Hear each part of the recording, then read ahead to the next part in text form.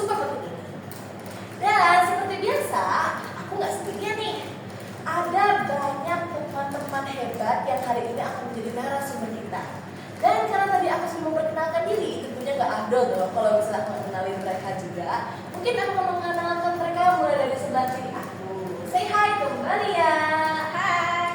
Lalu sebelah Maria ada Mas Adam. Halo. Sebelah Mas Adam ada Mbak Saila. Halo.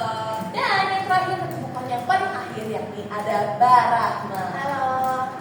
Dan kalian bisa lihat tim kita tuh lengkap banget ya.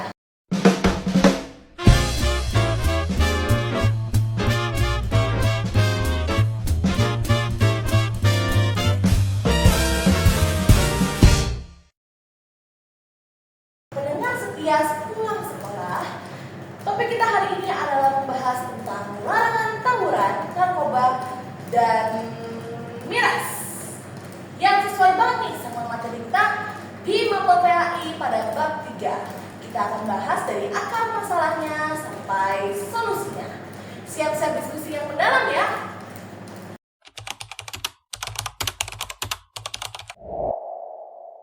Oke, kita mulai dari fenomena yang pertama yakni tawuran. Nah, Mas Enda, tawuran itu kan udah nggak pernah luput ya dari kehidupan para remaja Indonesia. Dan banyak yang bilang untuk alasan tawuran itu pasti kayak kalau misalnya mau ikut nanti dibully, kalau mau ikut nanti nggak bakal karena dari kelompok dong, kalau misalnya mau ikut nanti aku nggak punya teman. Nah, maka dari itu aku pengen tahu deh dari sisi pendapat Mas dan Mbak. Mungkin boleh dimulai dari bagian terlebih dahulu sebagai psikologi dari podcast kami. Nah, menurut penelitian psikologi, akarnya kompleks banget. Bisa dari dalam diri seperti rasa rendah diri yang tidak diakui atau emosi yang berbeda. Berarti kalau misalnya kita melakukan sesuatu atau mungkin ada hal lain yang negatif itu, berarti dilakukan itu pasti nggak mungkin tanpa faktor ya. Nah, biasanya tuh faktor yang paling kuat tuh dari faktor lingkungan, yaitu pressure group atau tekanan kelompok. Ya, ada rasa takut dikucilkan, takut dijauhi, sehingga ikut-ikutan meski waktu itu nggak setuju. Itu yang dinamakan mob mentality atau mentalitas kerumunan, di mana lebih ke individu tergantikan oleh suatu emosi kelompok. Oh gitu ya Mbak. Kan ada sebutannya ya Mbak, yang mentality guys sebenarnya. Nah, karena tadi Mbak Ria sudah memberikan pendapat dari sisi psikologi, maka aku pengen tahu deh dari pendapat Mbak Sela bagaimana. Mungkin Mbak Sela punya cerita atau mungkin hal yang berkaitan dengan yang udah tadi omongin? Tentu punya dong. Yang tadi diomongin Bagia itu benar banget, karena dulu aku punya teman yang sering banget ikut tawuran, bahkan setiap hari. Dia itu di sekolah baik banget dan alim banget, tapi waktu sama temen gengnya itu jadi berubah 180 derajat. Beneran jadi kayak beda banget, bukan dia gitu loh. Terus dia itu cerita ke saya, aku nggak mau ikut saya, tapi kalau aku mau ikut aku takut dibully, takut diomongin yang enggak. Dari cerita dia bisa disimpulkan kalau tekanan psikologisnya itu emang berat banget. Oh gitu. Aku juga sebenarnya pernah baca ya di kayak baca cerita gitu, dan memang hal seperti itu tuh udah banyak banget di zaman sekarang. Dimana kalau itu cukup bahaya ya Mas Dara, karena bisa menyerang secara fisik maupun emosional. Dengan yang melakukan dari itu, karena tadi Mbak Sela sudah memberi cerita, aku pengen lihat deh dari sisi agamanya gimana. Mungkin boleh Mas Adam memberikan semua pendapat? Nah, itulah yang berbahaya. Islam sangat menekankan pentingnya menjaga akal dan nyawa. Solidaritas dalam Islam itu bukan selain loyalty atau kesetiaan buta. Rasulullah SAW bersabda, tolonglah saudaramu yang berbuat zalim maupun yang zalimi. Para sahabat bertanya, wahai Rasulullah, kami paham menolong yang dizalimi, tapi bagaimana cara menolong yang zalim? Beliau menjawab, kamu cegah dia dari kezalimannya, itulah bentuk menolongnya. Hadis riwayat Bukhari. Jadi solidaritas sejati adalah dengan mencegah teman kita berbuat zalim seperti tawuran. Oh, gitu. Baik, ternyata Allah tuh udah mengingatkan kita lewat dagingnya ya Mas. Nah, ternyata guys, kita tuh bakal dosa kalau misalnya kita nggak mengingatkan teman atau menegur teman yang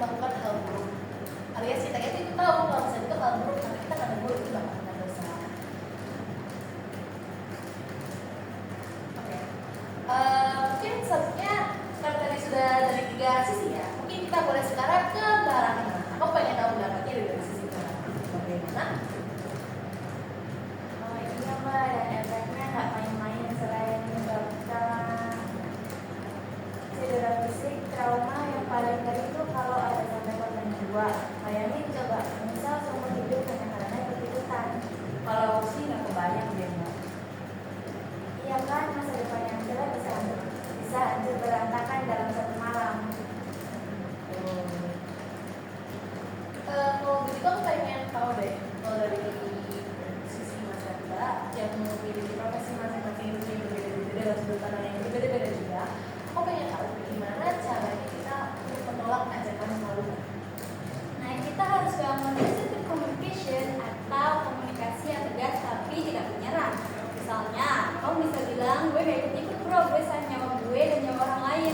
Daripada kita berantem, mending ngerjain tugas bareng atau main futsal. Nah, kalau setelah itu kamu dikucilkan, berarti itu bukan teman yang baik. Kita harus cari lingkungan pertemanan yang sehat. Oh begitu ya. Mungkin dari yang ada makan Mas Enda tidak ada ya. Baik, kita akan masuk ke segmen berikutnya.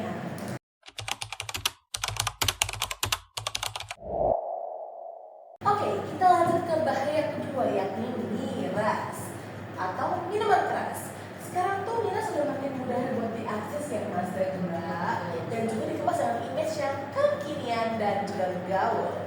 Oke, Mas Adam, pasti Islam sudah punya jawaban yang sangat jelas ya terkait masalah miras ini. Sangat jelas sekali, Ra. Allah Subhanahu wa taala berfirman dalam surah Al-Maidah ayat 90 sampai 91.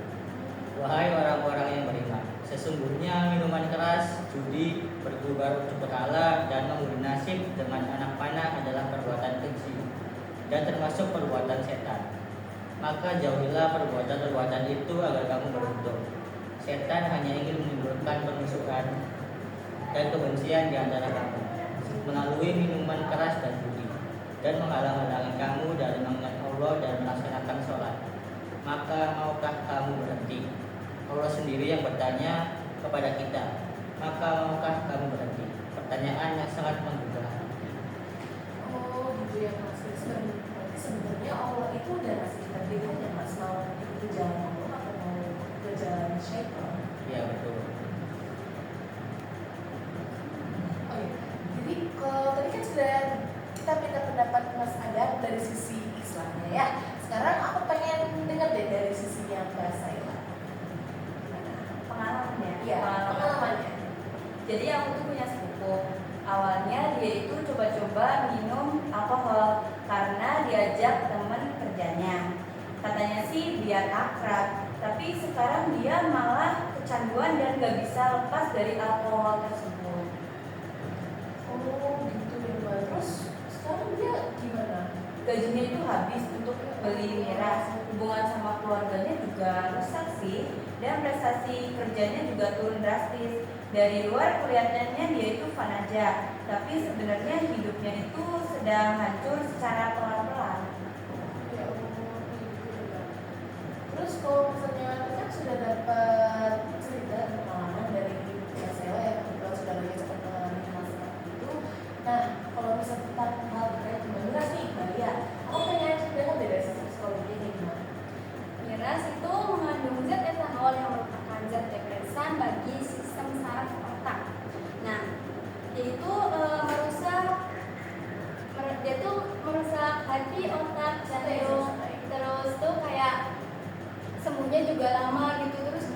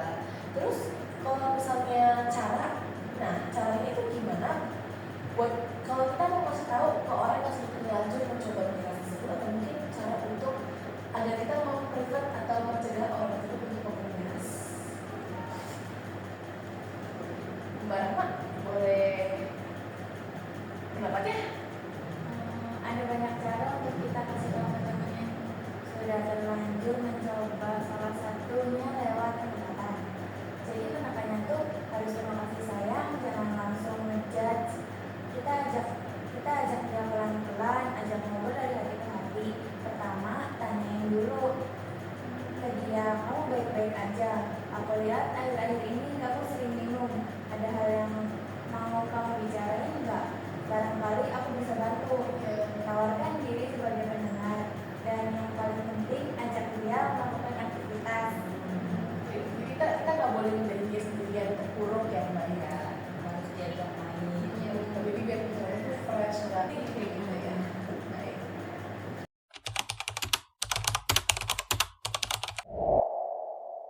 Oke, kita masuk ke bahasan yang paling serius yakni narkoba. Nah, narkoba ini tuh secara bahaya itu sebenarnya bahayanya lebih masif dan merusak dan merupakan level teratas dari tiga hal yang maksudnya dua hal yang sebelumnya sudah kami diskusikan. Secara narkoba itu lebih bahaya dan masif merusak yang bahaya. Nah, kalau di sini Mbak saya pun dan seminar sumber pengalaman, maka dari itu aku pengen tahu deh kalau misalnya di lingkungan Mbak Sela itu mungkin sesuai pengalamannya Mbak Sela aja lah, gimana atau kenapa orang-orang dan remaja-remaja itu mau mencoba narkoba meskipun mereka tahu kalau mencoba narkoba itu sangat merusak untuk jangka panjang. Sebenarnya sih banyak faktornya ya. Ada yang karena coba-coba iseng, ada karena terbawa arus pertemanan, ada juga yang karena lari dari masalah keluarga dan masalah tekanan sekolah. Mereka pikir narkoba itu solusi untuk melupakan semua masalah itu sejenak, tetapi justru itu tuh pintu masuk masalah yang lebih besar dari sebelumnya. Aku pernah lihat anak yang pinter banget, juara kelas, bahkan kayak pinternya tuh beneran pinter banget. Sejenis Einstein ya Mbak? Iya, tapi pas kenal narkoba itu dia jadi di drop out dari sekolahnya dan menghilang begitu saja. Ya Allah, kasihan banget. Terus kalau misalnya ini kan Mbak Sela sudah menceritakan dari sisi pengalaman dan cerita yang Mbak Sela tahu ya. Kalau gitu aku pengen tahu deh dari sisi Islamnya bagaimana masalah tentang narkoba ini.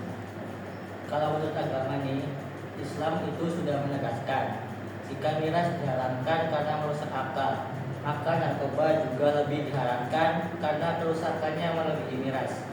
Rasulullah SAW pernah bersabda, setiap yang memabukkan adalah khamar dan setiap khamar adalah haram.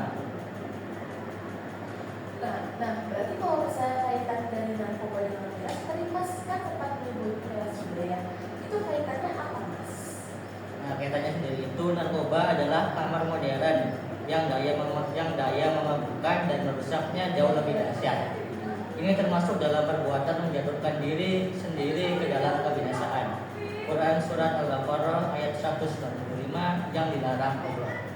Masya Allah, berarti gitu ya Mas.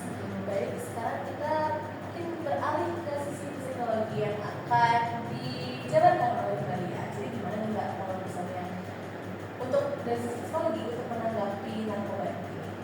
Nah, dari sisi ilmiah, narkoba mengacaukan sistem reward di otak, di mana otak kita dipikirin untuk merasa senang secara instan.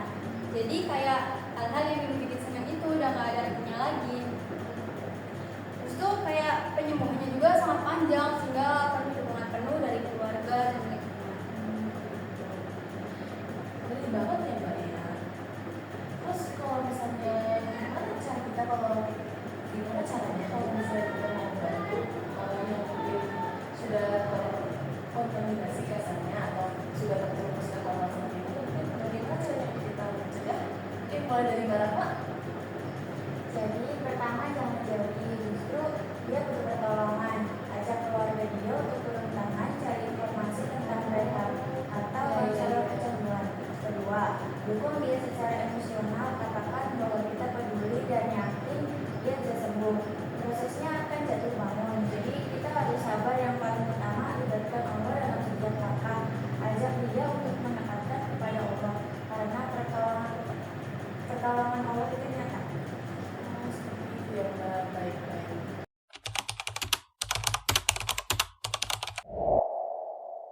Oke, kita sampai di penghujung podcastnya dan dari tadi kita itu udah membahas 3 musuh besar remaja yang saling berkaitan, mulai dari tawuran, lalu setelah tawuran kita membahas tentang miras dan juga narkoba.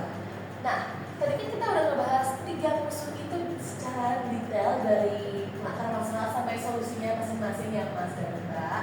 Maka dari itu, aku pengen tahu deh solusi secara garis besar untuk 3 masalah tersebut itu apa? Ini dimulai dari Mas Adam. benteng iman, perbanyak ibadah sunnah, baca dan pahami Al-Quran, jaga sholat berjamaah. Iman yang kuat adalah tameng terbaik dari godaan setan.